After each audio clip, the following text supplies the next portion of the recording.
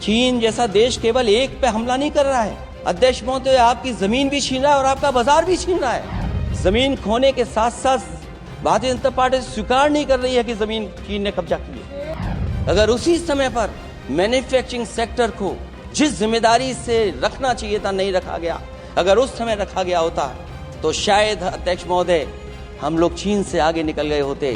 आज चीन आगे है, हम लोग पीछे हैं। चीन जैसा देश केवल एक पे हमला नहीं कर रहा है अध्यक्ष महोदय, आपकी जमीन भी छीन रहा है और आपका बाजार भी छीन रहा है। और ये बात अगर गलत हो तो सरकार हमें बताए, वो आंकड़े दे। अगर कांग्रेस पार्टी का रास्ता था तो आपका रास्ता कांग्रेस पार्टी का क्यों है? अगर कांग्रेस पार्टी का वो रास्ता था तो आपका रास्ता क्यों है वो? मैं तो जानता हूं जिस दिन उनके सहयोगी साथी समझ लेंगे वो भी साथ छोड़ जाएंगे। दूसरा जो सवाल कहा गया है अध्यक्ष महोदय, जिस समय बाजार खोला गया, जिस समय हमारा व्यापार के लिए पूरा बाजार खोल दिया,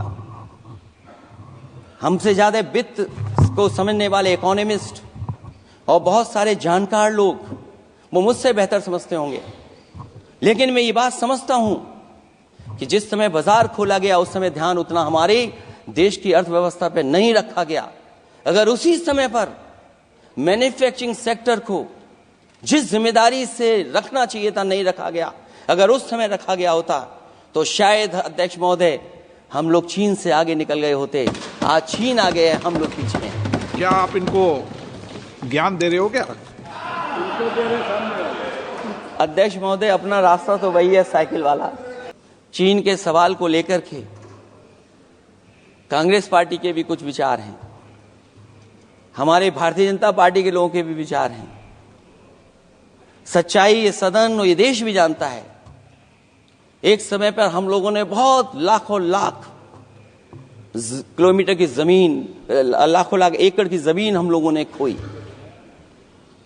और अब उसी रास्ते पर भारतीय जनता पार्टी चल रही है। अध्यक्ष महोदय सवाल यह है, जमीन खोने के साथ साथ भारतीय जनता पार्टी स्वीकार नहीं कर रही है कि जमीन चीन ने कब्जा की है। और ये बात अगर हम लोग कह रहे हैं तो जो अखबारों में खबरें निकलती हैं, टीवी पे कभी कभी खबरें आती हैं, अध्यक्ष महोदय सरकार को कहिए कि ऐसे चैनल, ऐसे अखबारों पे एफआईआर लिखा कर उन्हें जेल भेज दो, क्योंकि कुंभ की जो खबर चलाना चाहते थे, कुंभ की जो खबर देना चाहते थे, उन कुछ साथियों पे आपने एफआईआर लिखा दी है। अगर कुंभ पर सच्ची खबर दिखाने वालों पे आप एफआईआर लिखा सकते हैं तो फिर चीन की खबर जो खबर चला रहे हैं उस पर भी आपको एफआईआर लिखानी चाहिए।